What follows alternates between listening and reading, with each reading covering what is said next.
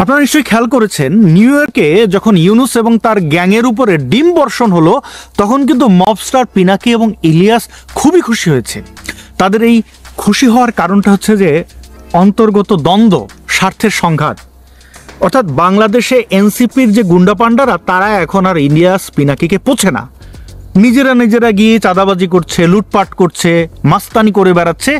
এখন আর এই মবস্টার পিনাকি আর ইলিয়াসের পরামর্শে তারা তেমন কিছুই করছে না বলেই এই এনসিপি বা এই গুন্ডা, এই জুলাই সন্ত্রাসীদের উপরে খুব রেগে আছে পিনাকি এবং ইলিয়াস। তাই আওয়ামী লীগের পক্ষ থেকে যখন তারা ধোলাই খেয়েছে, এরা উল্লাস করেছে। তাদের এই উল্লাস দেখে অনেকেই তাদেরকে একটু আপন করার চেষ্টা করেছেন। আরে পিনাকি ভাই খারাপ হইলো, ইলিয়াস ভাই খারাপ হইলো, অত খারাপ না। তারা কিন্তু আওয়ামী লীগ কর্তৃক এই যে ইউনুস গ্যাংয়ের উপরে যে প্রতিবাদ, সেটিতে অ্যাপ্রিসিয়েট করেছেন তারা আমাদের ভাই ব্রাদার। ব্যাপারটা এরকম নয়। প্রিয় বন্ধুগণ, গত দুদিন আগে ইলিয়াস একটি ভিডিও আপলোড করেছে এবং এই ভিডিওর 18 মিনিট থেকে 19 মিনিট পর্যন্ত বক্তব্য যদি আপনি শোনেন তাহলে ভয়ঙ্কর কিছু ব্যাপার আপনি উপলব্ধি করতে পারবেন। ব্যাপারটা হচ্ছে, সে আমেরিকায় বসে বাংলাদেশে থাকা তার মব সন্ত্রাসীদেরকে নির্দেশ দিচ্ছে, পুলিশকে নির্দেশ দিচ্ছে, যারা এই নিউ ইয়র্কে আন্দোলন বা এই প্রতিবাদ সমাবেশের সাথে যুক্ত ছিলেন তাদের পরিবারের সদস্য যারা বাংলাদেশে আছেন সেই ব্যক্তিদের বিরুদ্ধে মব লেলিয়ে দেওয়া, মব গিয়ে যেন তাদের উপর হামলা করে, পুলিশ গিয়ে যেন তাদেরকে ধরে এনে মিথ্যা মামলা দিয়ে নির্যাতন নিপীড়ন করে, প্রতিনিয়ত হয়রানি করে, সেই ঘোষণায় তিনি তার এই ভিডিওতে দিয়েছেন। শুনুন তার মুখ থেকেই। সময় আছে, এই যে যারা যারা এখানে করেছিল সব কটার বাড়িতে বাড়িতে পুলিশ পাঠান, বাড়িতে কে কে আছে এগুলোর মামলায় আসামি করেন, বিভিন্ন মামলায় আসামি করে ওগুলো ধরে নেন। আপনি কুকুরের সাথে আপনি সুন্দর করে যদি আপনি ফুল দিয়া করেন, লাভ নাই ভাই, এর বুঝায় লাভ নাই। কুকুরের মুগুর দেওয়া লাগবে। ওরা এখন পর্যন্ত সিদ্দিকের বাড়ি, সাদ্দিকের সব অর্থ সম্পদ সবকিছু দেশে আছে, ওর পাওয়ার প্ল্যান্ট ছিল, কোথায় কি আছে খোঁজ নেন। কিছুই করবেন না, আর আপনি মনে করেন খালি বসে বসে চুরি করবেন আর আওয়ামী লীগ চুপ থাকবে। আপনাদের কারণে আওয়ামী লীগ এখানে এসছে। ভাবা যায় তার ধৃষ্টতা। আমেরিকার মতো দেশে বসে মব সন্ত্রাস লেলিয়ে দিচ্ছে, খুন খারাপি, নির্যাতন নিপীড়নের নির্দেশনা দিচ্ছে, এবং আওয়ামী লীগের নেতাকর্মী যারা পশ্চিমের দেশগুলোতে আছেন তারা বসে বসে দেখছেন। প্রায় সময় আমি খেয়াল করেছি এই পিনাকি ইলিয়াসের ভিডিও আওয়ামী লীগাররা গরু যেরকম ঘাস প্রথমে চিবিয়ে পেটে রাখে এবং যখন বিশ্রাম নেয় তখন পেট থেকে বের করে জাবর কাটে, এই লিগাররা তাই করে।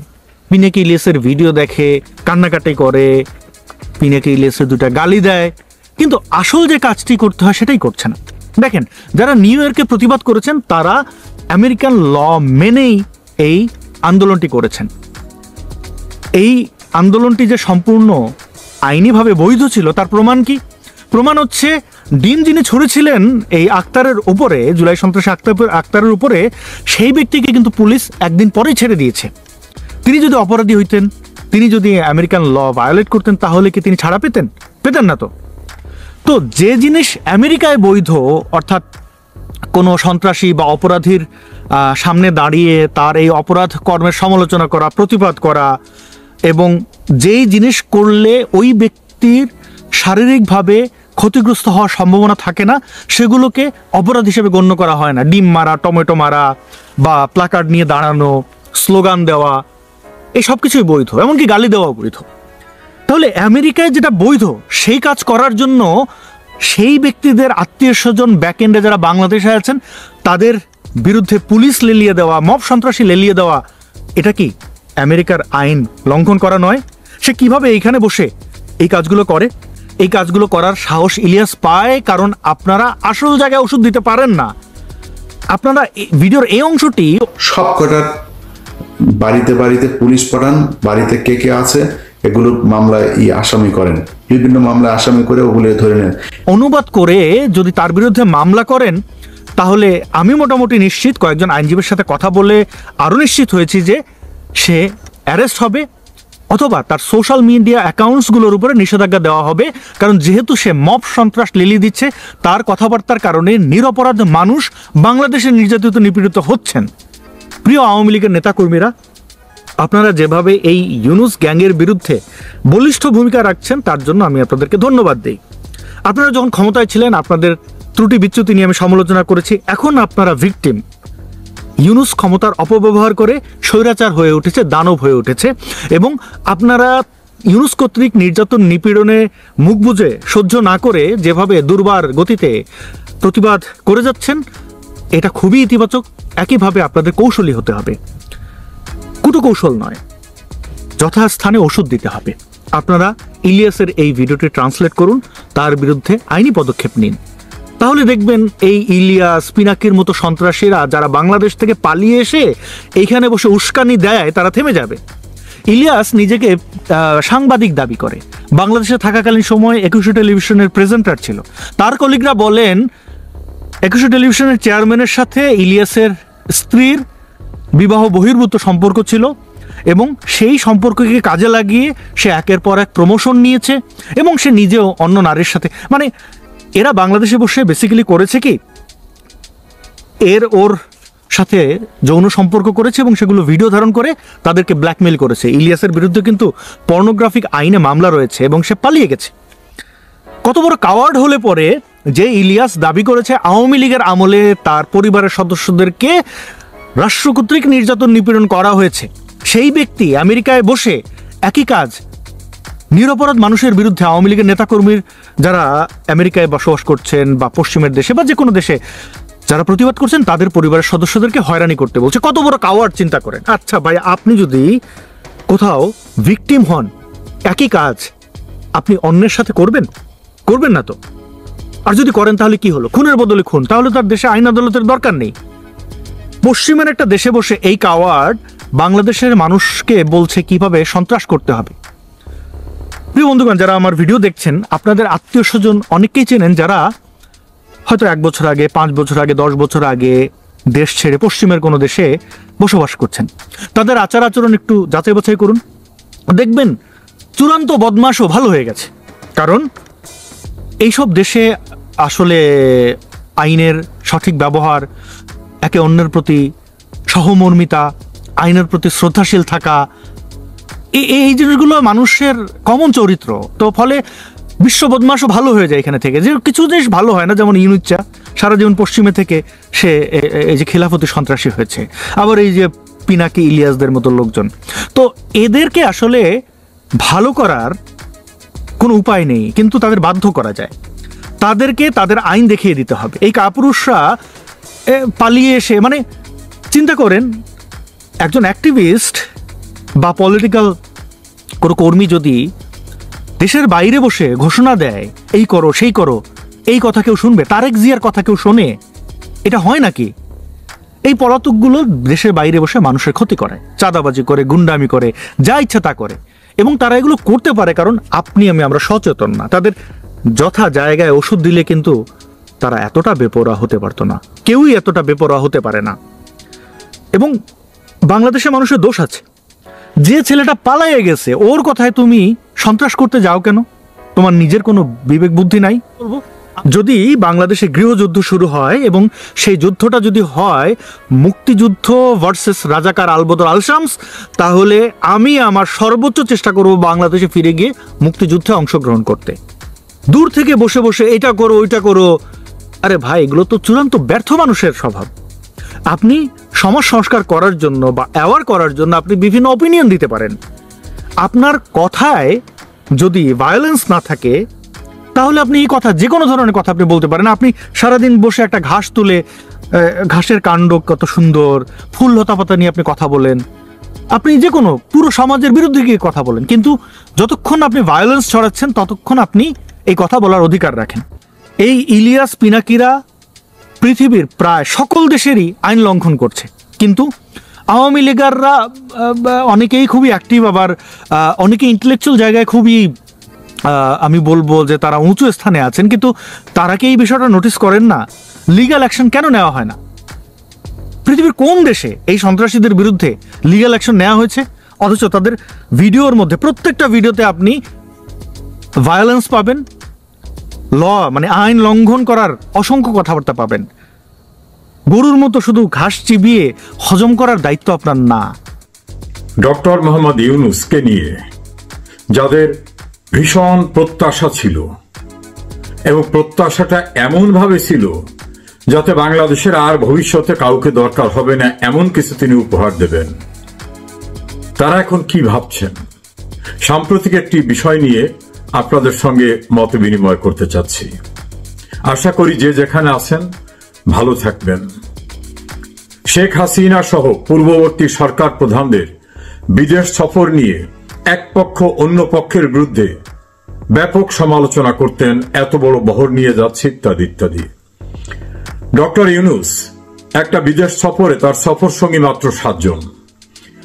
বাংলাদেশের প্রিন্টিং এবং ইলেকট্রনিক মিডিয়া সহ অনলাইন মিডিয়ায়, টেলিভিশনের টক শোতে একেবারে ফাটাফাটি অবস্থা, বলে দেখুন কোন মহান ব্যক্তি আসছে, বিশ্বমানের খেলোয়াড়। এই মহান ব্যক্তি না আসলে আমরা দেখাতে পারতাম এই দৃষ্টান্ত যে মাত্র 7 জন নিয়ে তিনি বিদেশ সফরে যান। এভাবে প্রশংসায় পঞ্চমুখ হয়ে যারা কথা বলেছিলেন তারা ডক্টর মোহাম্মদ ইউনূসের সাম্প্রতিক নিউ ইয়র্ক সফরকে কিভাবে দেখছেন জানেন? সফর সঙ্গী কতজন? তার 2 কন্যা, তার ভাতিজা, তার বন্ধু বান্ধবী সব সহ 104 জন। 104 জন সফর সঙ্গী। এর ভিতরে তার প্রেস উইং থেকে 11 জন। প্রেস উইং এর 11 জনের কাজটা কি? সাংবাদিকদের প্রশ্নের জবাব দিতে গেছেন প্রেস সেক্রেটারি, তাকে ঠেলে নিয়ে যাচ্ছে, কোনো জবাব দেওয়া যাবে না, ঠেলে নিয়ে যাচ্ছে তার অধস্তন কর্মচারী যিনি। এটাই হচ্ছে ইউনূস। বাংলাদেশে একটা বেসরকারি বিশ্ববিদ্যালয়ের একজন অধ্যাপক, তিনি বিএনপি ঘরানার মানুষ। তাকে আমি জানতে চেয়েছিলাম যে ইউনূস সাহেবের এই ঘটনাটাকে আপনি কিভাবে দেখেন। তিনি বলেন যে এটা নিয়ে আমার আলাদা কোনো মন্তব্য নাই। আমি তো পূর্বেই বলেছি সে একটা বিশ্ব বাটপার। এই বিশ্ব বাটপারকে নিয়ে আমার নতুন কোনো মন্তব্য নাই। তিনি আমাকে বললেন যে আপনি টেলিভিশনে বিভিন্ন টক শো অনুষ্ঠানে আমি যেগুলোয় থাকি সেখানে দেখেন, আমাকে তার প্রসঙ্গ জিজ্ঞেস করার আগে বলি যে আমার মেজাজ খারাপ হয়ে যাচ্ছে, বাটপার নিয়ে আমাকে প্রশ্ন করবেন না। তা আমি বললাম দেশের অনেকেই তো তাকে বিশ্ব মাঠের খেলোয়াড় হিসেবে দেখেছে, আপনি কিভাবে দেখেন? উনি বললেন হ্যাঁ না, সে কিছু খেলোয়াড়, সে কিভাবে বাটপাড়ি করতে হয় এই বাটপাড়িতে সে অসাধারণ। যেমন জাতিসংঘের অধিবেশনে কোনো কাজ না থাকা সত্ত্বেও বাংলাদেশের বড় 2টি রাজনৈতিক দলের এবং তার তৈরি একটি দলের শীর্ষ পর্যায়ে নেতাদের নিয়ে গেছেন। যদিও তার উদ্দেশ্য নিয়ে নানাভাবে তথ্য আছে যে আদৌ সেখানে জাতিসংঘের অধিবেশন না, টার্গেটটা হচ্ছে বিএনপি, জামাত, এনসিপি বিরোধে যাতে লিপ্ত না হয়, ইউনূস তাদেরকে নিয়ে কিভাবে সমঝোতা করবেন সেটাই টার্গেট। এখন বিএনপির নেতাকর্মীরা মনে করছে ইউনূস আমাদের গুরুত্ব দেশে আমাদের মহাসচিবকে নিয়ে গেছে। বিমানবন্দরে যাওয়ার পর প্রকাশিত হলো তাদের সঙ্গে বাটপাড়ি করা হয়েছে। তাদের যদি জাতিসংঘের অধিবেশনের উদ্দেশ্য নেয় তাহলে জাতিসংঘের কাছ থেকে তাদের গেস্ট হিসাবে অ্যাপ্রুভাল দরকার এবং তাদের ভিসাটা হবে ওই ক্যাটাগরির ভিসা যে জাতিসংঘে অংশগ্রহণ করার জন্য যে ডেলিগেশন, সেই ডেলিগেশনের জন্য যে ভিসা। আপনারা অনেকেই জানেন ভিজিট ভিসা এক ধরনের, বেসরকারি কোন সংস্থার আমন্ত্রণে আসা এক ধরনের, রাষ্ট্রীয় অথবা আন্তর্জাতিক সংস্থার আমন্ত্রণে আসার ভিসা একরকম। ভিসায় উল্লেখ থাকে এ, বি, সি বা A1, B2 এরকম ভাবে উল্লেখ থাকে। এখানেও তিনি বাটপাড়ি করছেন, যাদেরকে নিয়ে গেছেন তাদেরকে ভিজিট ভিসার উপর ভর করে নিয়ে গেছেন। সে কারণে বিমানবন্দরে তিনি ঠিকই তার সঙ্গী যারা অফিসিয়ালি যারা জাতিসংঘের প্রোগ্রামে অ্যাসাইন হয়ে গেছেন তাদের নিয়ে চলে গেলেন, মির্জা ফখরুল ইসলাম আলমগীর সহ অন্যদেরকে ফেলে রেখে চলে গেলেন। এই যে ভিসা কেলেঙ্কারির ঘটনা, এটা একটা বাটপাড়ি। তাদেরকে বলা হয়েছে জাতিসংঘের অধিবেশনে নিয়ে যাচ্ছি, আদৌ তো তারা জাতিসংঘের অধিবেশনের জন্য অ্যাসাইন্ড ভিসাই না। কিভাবে বাটপাড়ি করছে? জাতিকে বোঝাবার চেষ্টা করছে যে আমি জাতিসংঘে যাচ্ছি, বড় বড় রাজনৈতিক দলের প্রতিনিধিদের নিয়ে যাচ্ছি। আসল কথা হলো ওখানে বসে একটা কনস্পিরেসি করবে, সেই জন্য যাচ্ছে, সেটা আর একটা বাটপাড়ি। তৃতীয় বাটপাড়ি বলছে বিদেশে রাষ্ট্রের টাকা ব্যয় করে অধিক লোক যাওয়া ঠিক না। 7 জনের ঘটনা নিয়ে প্রেস ব্রিফিং এ ফাটিয়ে দিয়েছিলেন তার যে গোয়েবলস আছে শফিক। গতবার ওই 7 জনের ভিতরেও তার ভাতিজা ছিল, তার মেয়ে ছিল, আর এবারে 104 জনের ভিতরে তার 2 মেয়ে, তার ভাতিজা, তার বান্ধবী সহ আশেপাশে যা আছে সব নিয়ে গেছে। কার টাকায়? আপনার আমার রাষ্ট্রের ট্যাক্সের টাকায়। যারা বলছিলেন ইউনূস আসার পরে আর কোনো চিন্তা থাকবে না, পৃথিবীর সমস্ত সাহায্য সংস্থা হুমড়ি খেয়ে পড়বে বাংলাদেশকে সাহায্য করার জন্য, দুধের নহর বইয়ে দেবে, দেশটাকে একেবারে প্যারাডাইসে পরিণত করে দেবে, হেভেনে পরিণত করে দেবে। তারা কি জানেন ওনার এই 12টি সফরে কোন দেশ থেকে 1 বস্তা চাল পরিমাণ আসে নাই, 1 বস্তা গমও আসে নাই? জানেন কিনা? বরং রাষ্ট্রের সঞ্চিত টাকায় উনি 3য় শ্রেণীর পুরস্কার নিতে ইংল্যান্ডে টিম সহ এসে দামি হোটেলে থেকে রাষ্ট্রীয় টাকা ব্যয় করে গেলেন, যেটা আদৌ কোনো রাষ্ট্রীয় সফর ছিল না। একইভাবে 104 জনকে নিয়ে যাচ্ছেন। এই 104 জনের জাতিসংঘে কাজটা কি? তারা ওখানে ঘাস ছিঁড়বে? প্রেস উইং এর 11 জনের কাজটা কি? সোশ্যাল মিডিয়ায় দেখলাম অনেক গুরুত্বপূর্ণ মিটিং ওনাকে আদৌ ডাকা হয়নি, অনেক গুরুত্বপূর্ণ রাষ্ট্রপতিদের সঙ্গে ওনার কোনো ছবি দেখলাম না। যারা ডক্টর ইউনূসকে নিয়ে উচ্ছ্বসিত ছিলেন, শেখ হাসিনার সমালোচনা করতেন, তারা মুখ খুলে 2 কথা বলবেন এই বাটপার সম্পর্কে?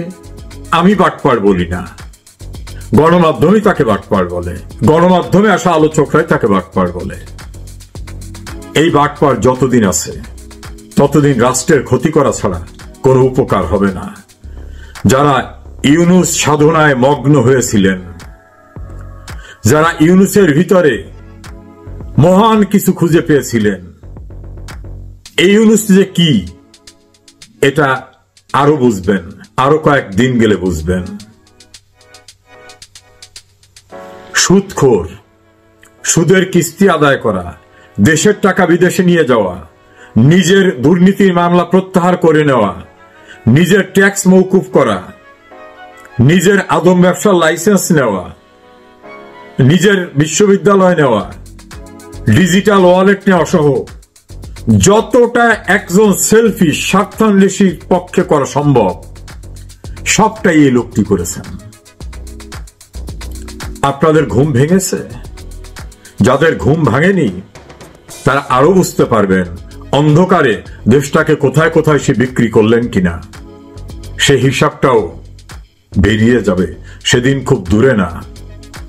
নিজের বিবেকের কাছে প্রশ্ন করুন, যারা এই জাতীয় একটা লোককে স্বাগত জানিয়েছিলেন, তার উদ্দেশ্যে মহান মহান বাণী দিয়েছিলেন, এই বিশ্ব বাটপার দেশটাকে কিভাবে ধ্বংস করছে, মুক্তিযুদ্ধের বাংলাদেশটাকে কিভাবে সাম্প্রদায়িক রাষ্ট্রের দিকে নিয়ে যাচ্ছে, কিভাবে দেশের আইন শৃঙ্খলা ধ্বংস করে বাঙালির মুক্তিযুদ্ধের চেতনাকে ধ্বংস করছে, দেশটাকে মপতন্ত্রে পরিচালিত করছে, আইন শৃঙ্খলা পরিস্থিতি, বিচার ব্যবস্থা, প্রশাসন সব কিভাবে ধ্বংস করে দিয়েছে।